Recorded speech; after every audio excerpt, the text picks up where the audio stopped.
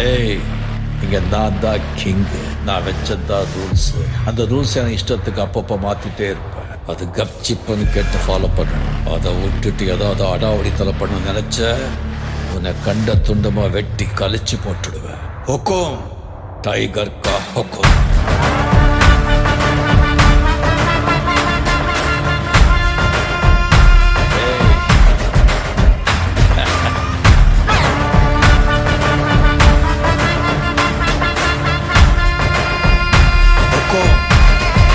Tiger கா ஹுக்கும்.